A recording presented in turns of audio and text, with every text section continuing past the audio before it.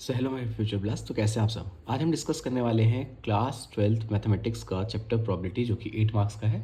और हम सबको बताया कि अभी बोर्ड एग्जामिनेशन हमारे बिल्कुल नज़दीक है, मैथ्स का एग्जाम बहुत ही नज़दीक है, तो उसमें इस चैप्टर का बहुत ज़्यादा इंपॉर्टेंट रोल होता है, जो कि 8 मार्क्स का है। सो हम स्टार्ट करेंगे एनसीईआरटी क्वेश्चनों के कुछ पूरी सीरीज़ को, ठीक है ना, जो कि प्रोबेबिलिटी चैप्टर की इंपॉर्टेंट है। हम इन क्वेश्चन फर्स्ट से स्टार्ट कर रहे हैं, जो कि होगा एक्सरसाइज 13.1 का, ठीक है। कहीं पे किसी क्वेश्चन में अगर आपको डाउट है तो आप मुझे कमेंट बॉक्स में पूछ सकते हैं, ठीक है ना। सो क्वेश्चन नंबर फर्स्ट हमारे पास हो जाता है कि आपको बोल रखा है एनसीईआरटी क्वेश्चन नंबर 13.1 का क्वेश्चन नंबर फर्स्ट है, given that the E and F are the event such that P E is equals to P E जो इवेंट है वो आपके पास है 0.6 का and P F is equals to 0.3। सो ये दो इवेंट आपके पास ऑलरेडी गिवन है। So probability of event E is equals to 0.6 and the probability of event F is equals to 0.3। आपको बोला गया है P E intersection F. Intersection मतलब होता है मेरे बच्चों कॉमन, दोनों इवेंट में जो कॉमन है वो कॉमन है 0.2 का।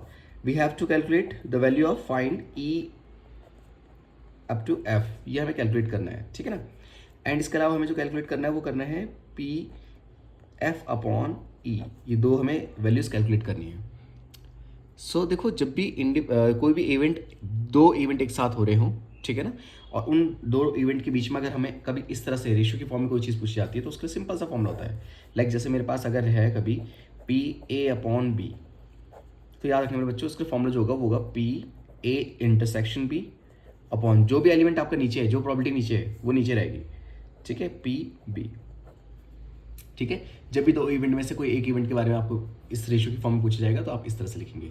सो देखो, क्वेश्चन बहुत आसान हो गया है क्योंकि क्वेश्चन में आपके पास ऑलरेडी ये चीज़ गिवन है, ठीक है ना। और अब अगर मैं ये फाइंड आउट करता हूँ, देखो कितना ईजी क्वेश्चन है।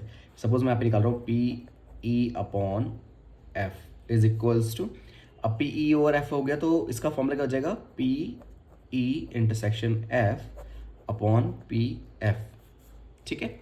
So P E upon F is equals to मेरे बच्चों, इसकी जगह में क्या आ जाएगा आपका 0.2 अपॉन पी एफ की वैल्यू कितनी है 0.3। हम एफ को नीचे क्यों कर रहे हैं, क्योंकि हमें ई ओवर एफ पूछा हुआ है इसलिए, है ना। अगर एफ ओवर ई होता तो मैं ई रख रहा होता नीचे फॉर्मूले में। सो पॉइंट से पॉइंट कैंसिल कर देंगे तो the answer is 2/3। This is the probability event. अब नेक्स्ट आ जाता है हमारे पास सेकंड पार्ट हो गया इसका ये वाला। सो पी एफ अपॉन ई अब की बार निकालना है। सो देखो, अब की बार ई नीचे है ना, तो आपको क्या लिखना है फॉर्मूले में, पहले ई अपॉन एफ तो आएगा ही आएगा आपका, अपॉन पी ई आ जाएगा, ठीक है ना। सो ई अपॉन एफ की वैल्यू कितनी है आपके पास 0.2 एंड पी एफ की वैल्यू कितनी है, अब की बार ई आएगा नीचे, ई कितना है आपका 0.6। पॉइंट्स अगर हम पॉइंट कैंसिल भी कर देते हैं तो 1/3 is a probability, final answer. So I hope you will understand, है ना, आपको समझ में आ रहा होगा। गुड।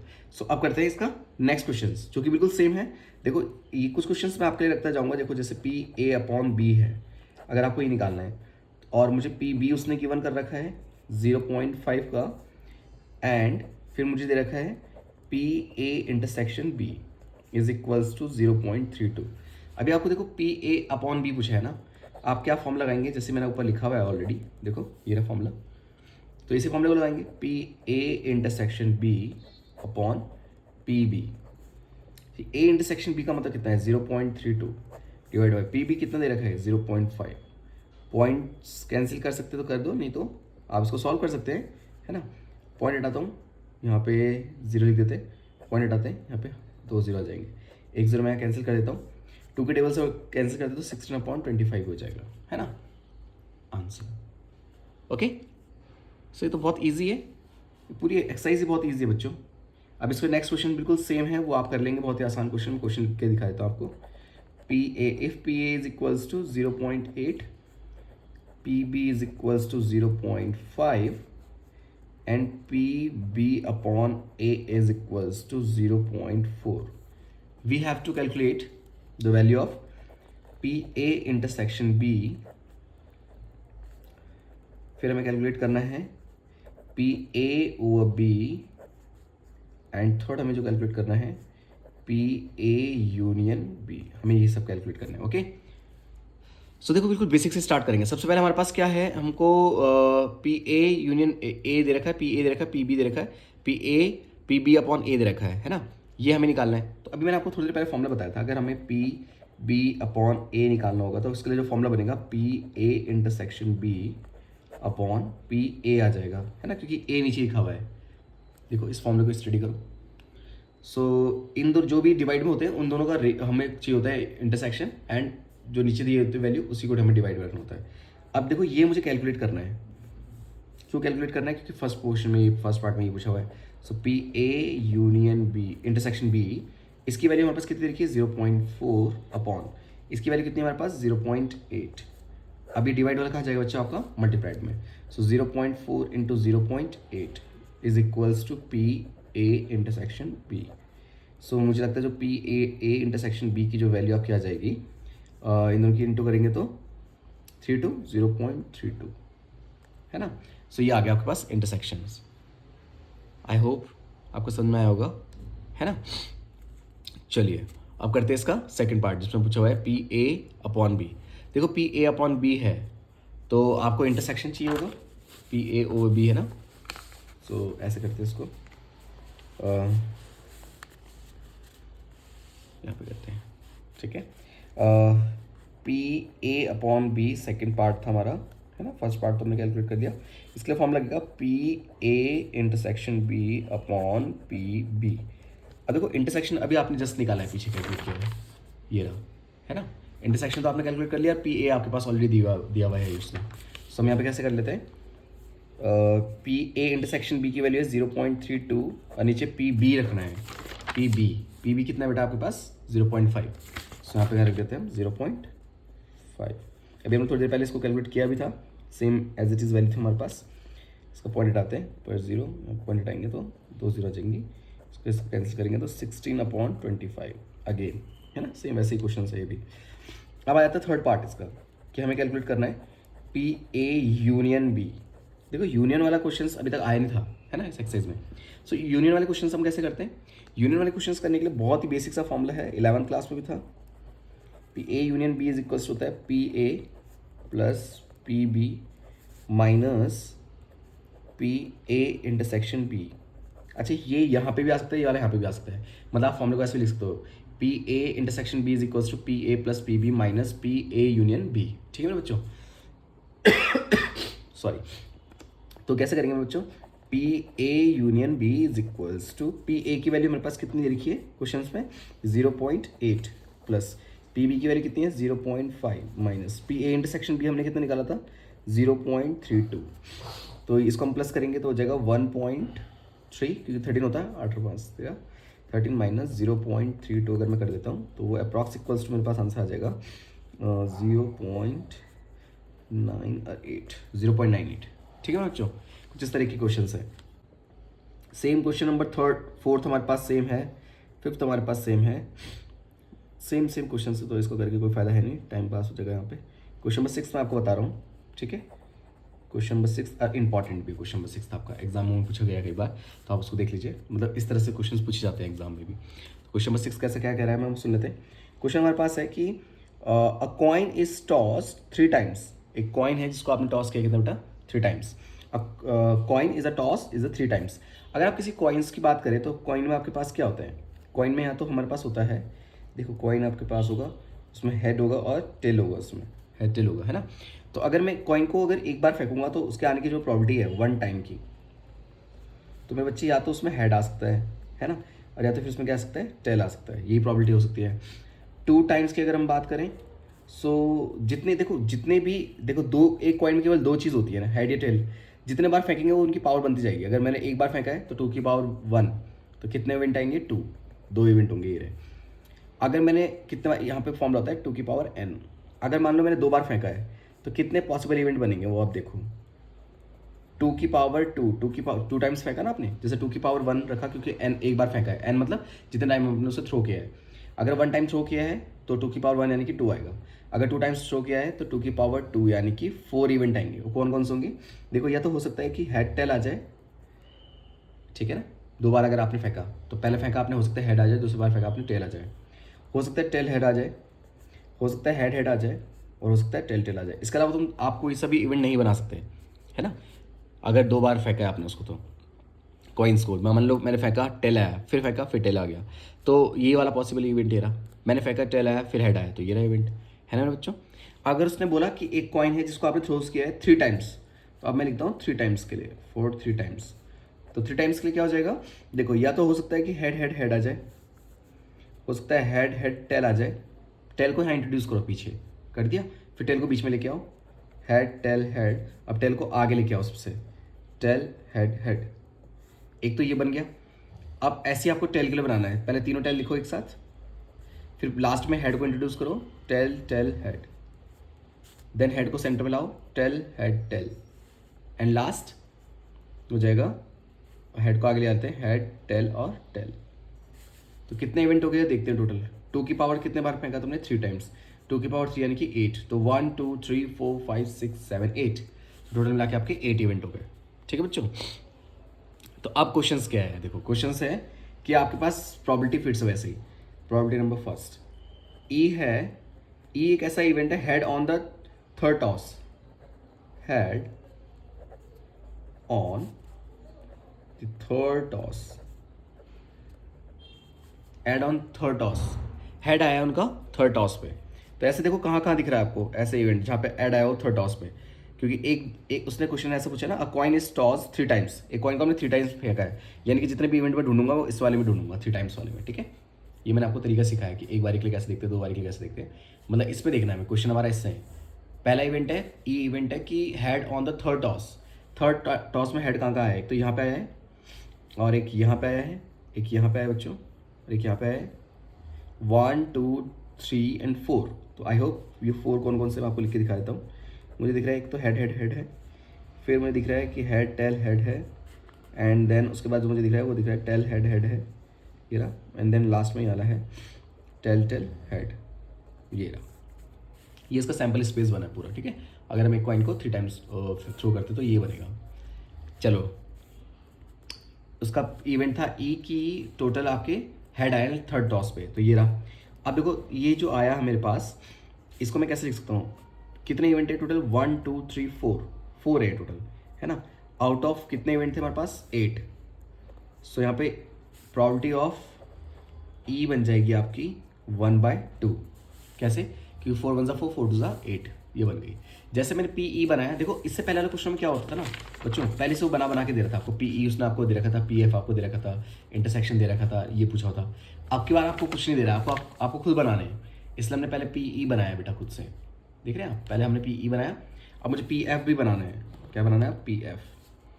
तो मैं लिखूंगा पहले मैं लिखूंगा F is equals to, F event क्या बोला है उसने मुझे, पढ़ो बुक में आप, क्वेश्चन पढ़ो। क्वेश्चन एफ है head on the first 2 toss, head on first 2 toss, head on first 2 toss. तो फर्स्ट 2 टॉस में हेड कहाँ कहाँ है, देखो एक तो इसमें आया है, यहाँ पे लिख लो, हेड हेड हेड में आया है।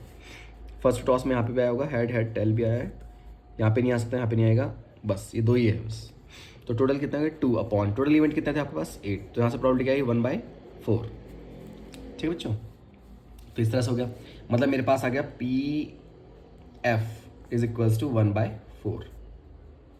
अब आ जाओ आप इनका इंटरसेक्शन ढूंढने के लिए, पी ई इंटरसेक्शन एफ। देखो आप ही देखो, यहाँ पे इवेंट लिखे हुए हैं, इन दोनों में इंटरसेक्शन कौन है, पी ई में और पी एफ में इंटरसेक्शन कौन है बच्चों, इन दोनों में इंटरसेक्शन आपको ये दोनों दिख रहे होंगे, ये एक दिख रहा है बस, एक ही वो दिख रहा है मुझे, है ना। तो कौन है वो, हेड हेड हेड वाला, केवल एक ही है, कितने में से, आउट ऑफ 8 में से। तो ये पी ई इंटरसेक्शन एफ भी आ गया। हमें क्वेश्चन में क्या पूछा हुआ है, हमें निकालना है ई अपॉन एफ। क्या निकालना है बेटा हमें, ई अपॉन एफ। तो इसको मैं इस पर लिख देता हूँ, कंप्लीट हो गया पेज यहाँ पे। सो हमें निकालना है, क्वेश्चन बोला है ई अपॉन एफ आपको फाइंड करना है। देखो मैंने अभी आपको बताया था पी ई ओवर एफ अगर आपको निकालना है तो फॉर्मूला क्या बनेगा, P E upon F is equals to P E intersection F upon P F. ठीक है बच्चों। सो ई ओवर एफ की वैल्यू आपके पास कितनी है, 1/8, और 1 अपॉन एफ की वैल्यू कितनी है, 1/4, है ना। पी एफ की वैल्यू 1/4 थी, मैथमेटिकली फोर्थ चीज़ फर्स्ट के पास जाएगी, यानी 4/8 हो जाएगा, और यहाँ से आंसर आ जाएगा 1/2। ठीक है ना बच्चों। अब जैसे मैंने क्वेश्चन किया, ऐसे इसके 2 पार्ट भी है ना। उसमें है एटलीस्ट, कम से कम, एटलीस्ट 2 हेड, मतलब 2 हेड हो कम से कम, 3 हेड भी हो सकते हैं, है ना। ऐसे एटलीस्ट एटमोस्ट 2 हेड, ज़्यादा से ज़्यादा 2 हेड, यानी कि एक भी हेड होगा तो भी चलेगा, एक भी हेड नहीं होगा तो भी चलेगा। है ना। कर लेते हैं इस क्वेश्चन को, मुझे लगता है थोड़ा सा कॉम्प्लिकेटेड हो जाएगा बच्चों को, तो कर लेते हैं। तो सर पेज को हम रख देते हैं नीचे, ओके। एंड हम करते हैं 6 का सेकेंड पार्ट, ओके ओके। यहाँ से 6 का सेकेंड पार्ट है, हमें बोला हुआ है कि ई इवेंट है एटलीस्ट 2 हेड, कम से कम 2 हेड आए हों, मतलब 3 हेड आएंगे तो भी चलेगा। एटलीस्ट में कम से कम होता है, ठीक है ना, और एटमोस्ट में ज़्यादा से ज़्यादा। तो एटलीस्ट जैसे मैं बोलूँ कि अगर 4 फ्रेंड है, उनमें से मैं बोलूँ कि एटलीस्ट एक फ्रेंड तो मेरे बर्थडे में आना ही चाहिए। सो एटलीस्ट एक आने का मतलब होता है कि एक तो आएगा ही आएगा, 2 भी आ सकते हैं, 3 भी आ सकते हैं और 4 भी आ सकते हैं। लेकिन मैं बोलूँगा एटमोस्ट 2 फ्रेंड्स आएंगे, जैसा 2 ही फ्रेंड आएंगे, उसका मतलब तीसरा चौथा फ्रेंड नहीं आएगा, 2 ही आएंगे, या एक ही आएगा या एक भी ना आए, है ना, इस तरह का। चलो, तो एटमोस्ट का मतलब, एटलीस्ट का मतलब होता है कम से कम, एटलीस्ट 2 हेड, कम से कम 2 हेड तो आने ही चाहिए। सो ठीक है, ई इवेंट बन जाएगा मेरा, ई के लिए लिखता हूँ कितना, एटलीस्ट 2 हेड कौन कौन से होंगे, देखो उसी पेज पे देख लो एक बार। यहाँ पे बोला इसने, मैंने कहा था ना आपके पास जो टोटल है इवेंट वो ये है, यही है वो क्वेश्चन 6 का, ये ना अभी ये टोटल आपके पास क्या है, सैम्पल स्पेस ये है पूरा। अब इसमें से आपको वो बनाना है जिसमें एटलीस्ट 2 हेड आए हों, 2 हेड, कम से कम 2 हेड आए हों। एक तो देखो ये कम से कम 2 हेड में, एक तो ये आ जाएगा क्योंकि तीनों भी आ सकते हैं, ये भी आ सकता है हेड हेड टेल, और इसके अलावा ये भी आ सकता है हेड टेल हेड, इसके अलावा आपका ये भी आ सकता है, एटलीस्ट 2 बोला है ना उसने, एटलीस्ट 2 तो हो, है ना। और अब क्योंकि मेरे को 4 मिल गए अभी, देखो है ना कितने मिल गए मेरे को, 4 तो मिल ही गए मेरे को, तो बस ये 4 हो गए मेरे, क्योंकि एटलीस्ट उसने 2 बोला था, है ना। कम से कम 2 तो हो, 3 भी हो सकते हैं पर 2 तो होने चाहिए, तो 2 इतने बन गए मेरे पास। कितने इवेंट है टोटल, 4 आउट ऑफ कितने, 8, तो 1/2 ये पी ई आ गया मेरे पास। अब पी एफ निकालता हूँ मैं, इसके लिए एफ में बोला गया है, क्वेश्चन को पढ़ लेते हैं। एफ में बोला गया एटमोस्ट 2 हेड, एटमोस्ट 2 हेड, ज़्यादा से ज़्यादा 2 हेड, ज़्यादा से ज़्यादा 2 हेड मतलब 3 हेड वाले नहीं आ सकते इसमें, तो मतलब ये नहीं आएगा। एटमोस्ट 2 हेड में ये आ सकता है, हाँ बिल्कुल आ सकता है, तो इसको लिख लेते हैं, कौन सा होगा भाई, हेड हेड टेल। फिर एटमोस्ट 2 हेड में ये भी आ सकता है, head tail head. At most 2 head में ये भी आ सकता है, बिल्कुल आ सकता है।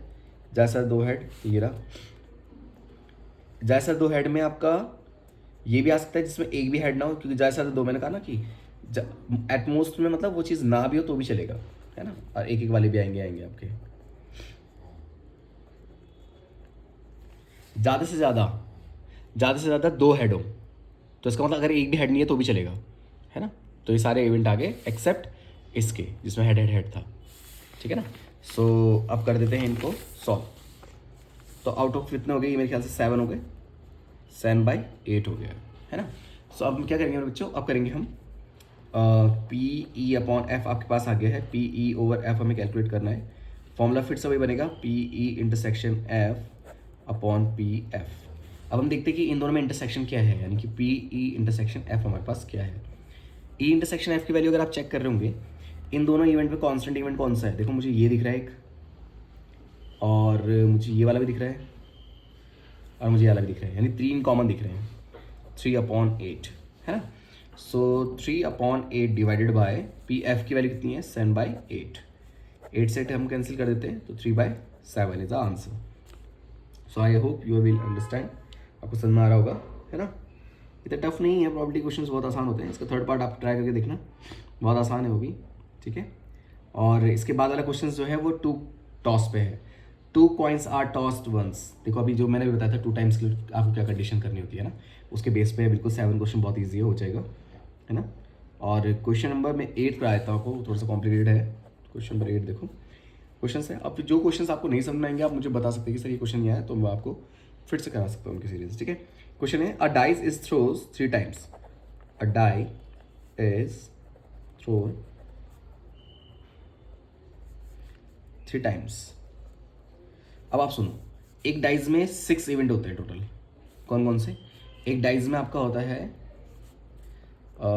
1 2 3 4 5 6, टोटल 6 इवेंट है। अब कितने बार फेंका आपने, 3 टाइम्स फेंका, यानी कि 6 × 6 × 6, जैसे कॉइन में सिखाया था ना, कॉइन में 2 इवेंट होते हैं केवल, हेड और टेल, उसकी पावर उतनी बनती है जितने बार उसको थ्रो किया गया। ऐसे ही हमारे पास डाइज है, डाइज में कितने वो होते हैं, 6 तक होते हैं।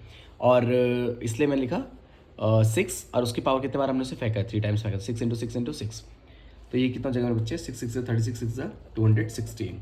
तो टोटल आपके पास 216। अब देखो पॉसिबल ही नहीं है 216 यहाँ पे वो बनाना सैम्पल स्पेस, तो यहाँ पे आप अपने दिमाग का यूज़ करते हुए करेंगे, ठीक है, जो भी जो आपको बोलेगा बनाने के लिए। अब जैसे उसने मुझे बोला है, उसने मुझे बोला कि 4 appear on the third toss, fourth appear हुआ है थर्ड टॉस में। तो देखो फोर कहाँ के कैसे आएगा थर्ड उसमें, हाँ थर्ड टॉस में, क्योंकि 3 बार आपने थ्रो किया है ना उसको। तो हो सकता है कि पहला आपने फेंका डाइस को आपने फेंका, थ्रो किया, 1 आ गया, फिर फेंका आपने, फिर 1 आ गया, फिर फेंका आपने, 4 आ गया। अब इतनी जो भी ये पॉसिबल आपको लगता है ना वो सब लिख दो इसमें। देखो मुझे लगता है कि मैंने फेंका 1 आया, फिर 2 आया, फिर 4 आएगा, 1 आया, 3 आया, फिर 4 आएगा, 1 आया, 4 आया, फिर 4 आएगा, अब 1 आया, 5 आया, फिर 4 आ गया, 1 आया, 6 आया, फिर 4 आ गया। इसके अलावा तो नहीं हो सकता ना कोई और 1 की सीरीज़ वाले। ऐसे मेरे बच्चों किसकी सीरीज़ के लिए लिखेंगे हम 2 की, 2 1 4 से लेकर 2 6 4 तक। फिर ऐसे आप समझ गए होंगे 3 1 4 से चलेगा और 3 6 4 तक। ऐसे चलेगा आपका 4 1 4 से 4 6 4 तक, ठीक है। फिर ऐसे चलेगा मेरे बच्चे आपका 5 1 4 से 5 6 4 तक। एंड लास्ट वन 6 1 4 से 6 6 4 तक, ठीक है। ये बीच के इवेंट आपको खुद ही लिखने, समझ गए होंगे आप, ऐसे ही मैसे आते रहेंगे, है ना। मतलब ऐसा आएगा 3 2 4 3 3 4 3 4 4 3 5 4, है ना। तो ऐसे बीच के आ जाएंगे। तो टोटल कितने बन रहे हैं इवेंट, देखो काउंट करो, 1 2 3 4 5 6 ही हैं और 6 ही हैं, 6 6 36। सो ई के जो टोटल इवेंट बन सकते हो कितने बन सकते हैं 36। तो मैं यहाँ पे लिख दूंगा जो पी ई आएगा मेरा होएगा 36। आउट ऑफ कितने थे टोटल, वो मैंने क्या बताया था आपको, 6 × 6 × 6 216। इसको कैंसिल कर दो, सो 1/6 ही आ गया। अब पी एफ के बारे में पढ़ लेते हैं। पी एफ कह रहा है कि एफ है 6 and 5 appear on first 2 toss और रिस्पेक्ट में, मतलब पहले 6 आएगा फिर 5 आएगा ऐसे। तो देखो पी एफ क्या क्या बन सकता है, पी एफ, सो पी एफ बन सकते हैं मेरे बच्चे, 6 और 5 आएंगे सीक्वेंस में, 6 5 1 हो सकता है, 6 5 2 हो सकता है, 6 5 3 हो सकता है, 6 5 4 हो सकता है, 6 5 5 हो सकता है, 6 5 6 हो सकता है ना। ये तो हो सकते हैं, इसके अलावा तो और कुछ हो ही नहीं सकता। तो मेरे बच्चों कितने इवेंट हो गए, 1 2 3 4 5 6 6/216, क्योंकि उसने कहा था कि फर्स्ट 2 टॉस में 6 और 5 आएगा, तो ठीक है 6 और 5 आ गया। तो इसे कैंसिल कर देते हैं, 1/36 1/36 आ गया, है ना। तो अब हमारे पास निकालना हो गया पी ई अपॉन एफ। सो कैसे निकालेंगे, P E intersection F upon P F. अब देखो ढूंढो पी ई इंटरसेक्शन एफ क्या है इन दोनों में। देखो पहले इनको ध्यान से देख लो, देखो इसके लास्ट में 4 है और किसके लास्ट में 4 तो है नहीं, इसमें और इसमें कॉमन क्या, किसके लास्ट में 4 था, कौन था वो, 6 5 4 ये वाला, इस वाली सीरीज में मिलेगा। मतलब आपको देखो इस सीरीज को आप लिख दे तो पूरा ही 6 2 4 6 3 4 6 4 4 एंड 6 5 4, ये रहा वो जो दोनों में कॉमन है, केवल एक ही टर्म से जो दोनों में कॉमन है ना। सो मैं लिख देता हूँ इसको, इंटरसेक्शन क्या हमारा 1/216, क्योंकि एक ही टर्म था तो जो दोनों में कॉमन है, तो फॉर्मूले के अकॉर्डिंग देते हैं। इसकी वैल्यू क्या है 1/216 डिवाइडेड बाय पी एफ की वैल्यू कितनी है, पी एफ हमारा 1/36 जाएगा आपको 36/216 विच इज़ इक्वल्स टू 1/6, ठीक है। तो ये हो जाएगा इसका आंसर। आई होप आपको समझ में आ रहे होंगे, ठीक है बच्चों। और कोशिश करो समझने की, वीडियो को थोड़ा बार बार करके देखो, है ना। जहाँ पे डाउट है वो क्वेश्चंस आप मुझसे पूछ सकते हैं फिर से। तो अब आ जाते हैं क्वेश्चन नंबर 9 में। क्वेश्चन है कि mother father and son line up at the random from the family picture. तो आपके पास 3 कैटेगरी हो गई, एक तो हो गया मदर, एक हो गया फादर, एक हो गया सन। अब आप देखो इनको अरेंज करो, आप एक फैमिली फ़ोटो होनी है, ठीक है। सो अरेंज करते हैं। हो सकता है पहले मदर खड़े हो जाएं, फिर फादर और फिर सन। हो सकता है अब की बार आ जाएं आपके मदर हो, सन हो और फादर हो जाए। हो सकता है कि फादर पहले खड़े हो जाएं, फिर आपकी मदर आ जाए, फिर सन आ जाए, है ना। इसके अलावा क्या हो सकता है कि सन हो, फादर हो, फिर सन हो, फिर मदर हो, ठीक है। फिर सन, मदर, फादर एंड फिर सन, फादर, मदर, ठीक है। मुझे लगता है इससे ज़्यादा कोई इवेंट बन नहीं सकता। चलो सोचते हैं। मदर सन फादर, मदर सन फादर कहाँ पे है? मदर सन फादर। चलो देखते हैं। सन मदर फादर, सन मदर फादर, ये भी है ना। तो सारे इवेंट आ चुके हैं हमारे टोटल। ओके, अब निकालना सबसे पहले ई इवेंट। ई इवेंट हमें बोला जाता है कि सन ऑन वन एंड, ठीक है। सन एक एंड पे खड़ा है उसके। सन एक एंड में है तो सन या तो यहाँ पे है एंड में, या यहाँ पे है, या यहाँ पे, या यहाँ पे। तो टोटल में कितने इवेंट हो गए आपके पास? 4। तो यहाँ पे मैं लिख देता हूँ कौन कौन से इवेंट मुझे दिख रहे हैं। एम एफ एस और F M S and S M F and S F M.